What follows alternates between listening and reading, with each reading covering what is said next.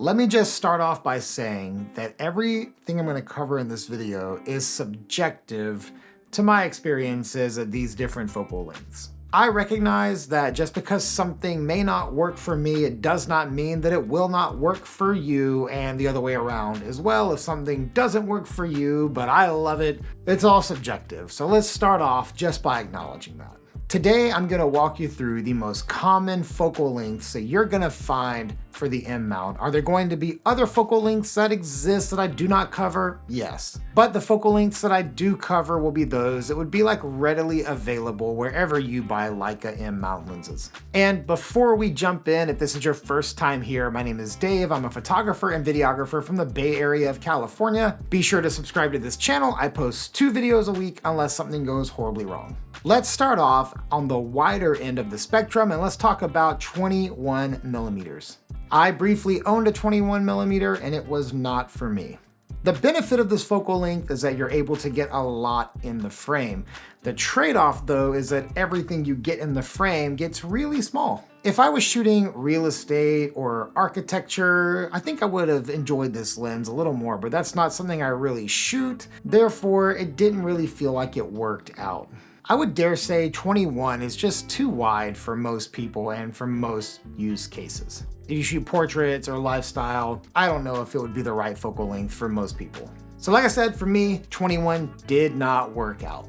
Next up, we're going to enter into the 3 of the most common focal lengths you'll find on the M mount, and we're going to start that one off with 28 millimeters. You'll find 28 millimeters not only on the M, but on the Leica Q series, as well as it is the built-in fixed lens on the Q, the Q2, the Q3. And although it says 28, most people would agree that it's more like a 24, but because Leica prints 28 on it, we're going to call it a 28 for this video.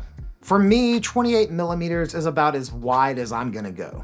With 28 millimeters, you still get a mostly natural photo. A lot of people will use 28 millimeters as a complement to shooting 50 because you basically double the width with 28. I have found 28 millimeters to be great when I'm walking around the city, when I'm chasing the kids around or doing everyday normal things, as well as shooting landscapes.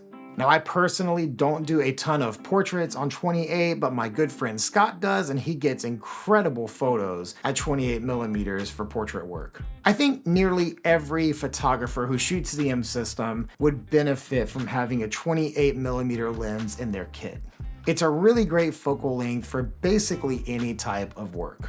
The second lens in these 3 most popular focal lengths is 35 millimeter, and I'll just be straight up, this is my favorite focal length.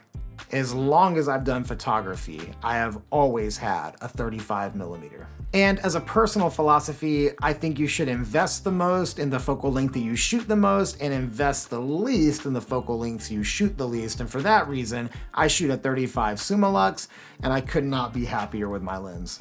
To me, 35 millimeters is what a photo looks like. It's just wide enough, it's just tight enough. I use it in commercial work, I use it in portraits, I use it in landscapes. I really use 35 millimeter for anything and everything. What I especially love about the 35 millimeter focal length is that it is close enough to how we see the world to feel natural, but it's wide enough to tell a more complete story than say a 50. It's casual enough to be an everyday and every situation focal length, but it can also be a workhorse and do any job you basically need to do.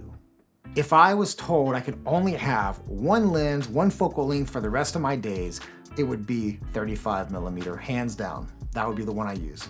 Next up is the 3rd and probably the most common of the most common focal lengths, and that is 50 millimeters. This is another one of my favorite focal lengths, and because of that, I have invested in this focal length and I shoot a 50 millimeter Summilux lens. What's really cool about 50 millimeters is that it's basically how your eyes see things. And I'm not talking in terms of like how wide you can see things, but I'm talking in terms of like the distance between you and what you're looking at. When you look through a 50 millimeter lens, it's basically the equivalent of your eye. And because of all that, 50 millimeters is considered a very natural looking lens. So if you want to capture like a true to life experience, 50 millimeters should be your go-to. Everything that I would shoot with a 35, I would also be comfortable shooting with a 50.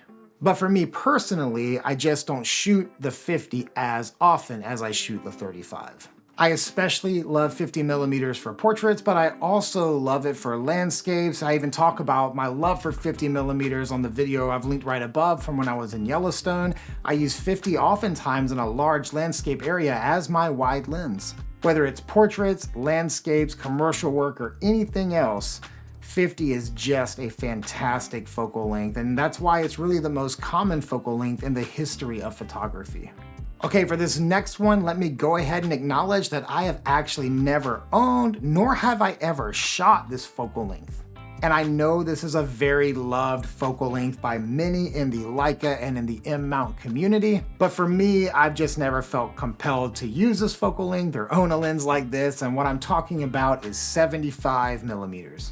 The photos that you're seeing here right now were shot at 75mm by my good friend Benj Haisch. You can check him out right at the link below, but I suspect many of you guys already know who Benj is and already subscribe to him because he's an incredible photographer and he's so helpful in the gear community and in photography stuff in general. I mean, he's a great guy, so just give him a follow below if you don't already.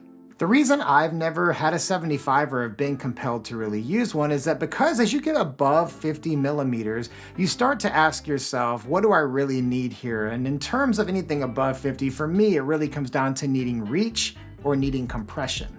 And because 75 is not really all that far from 50, I've just never felt a compelling reason to choose a 75 over the 50 or our next lens on this, which is the 90mm focal length.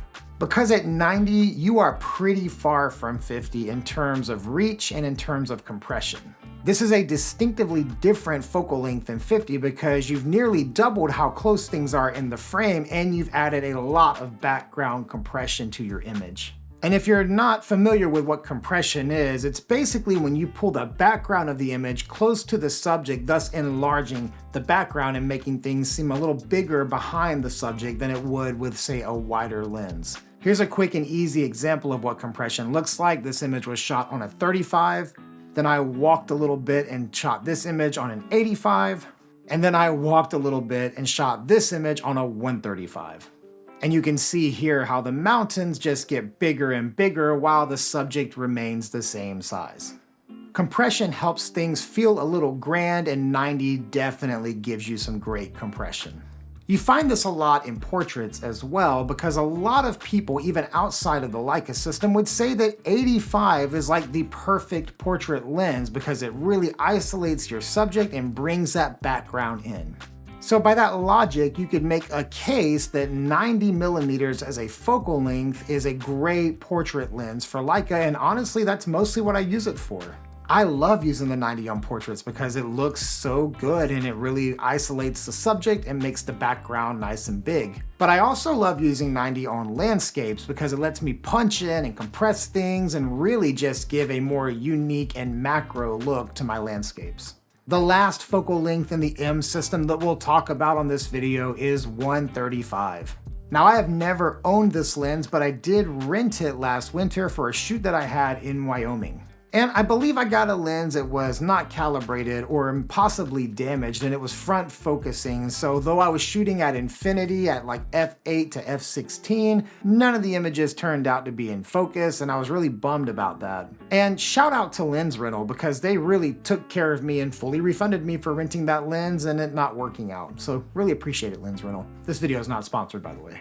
135 is an incredible focal length. Back when I shot Sony, I used 135 all the time, and if I had a need for it today with the stuff that I'm doing, I would definitely have a 135 for the M. 135 will give you a ton of compression, and it works incredible as a portrait lens if you've got the room and you can get really far away. It works great on events, it works great on landscapes. I mean, it is just, again, it is an incredible focal length to shoot at. No matter what you're shooting on 135, if you've got the room to shoot on 135, it will look awesome.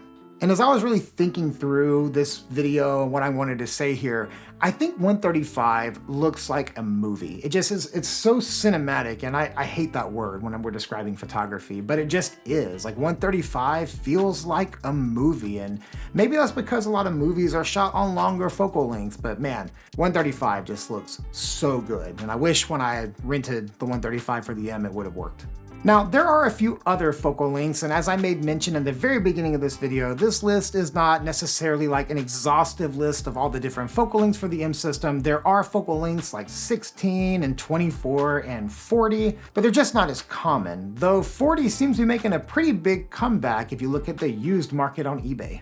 And I would love to hear what your favorite focal lengths are and why you love that focal length. So be sure to drop a comment below and let me and the rest of this community know why you shoot what you shoot and prefer what you prefer.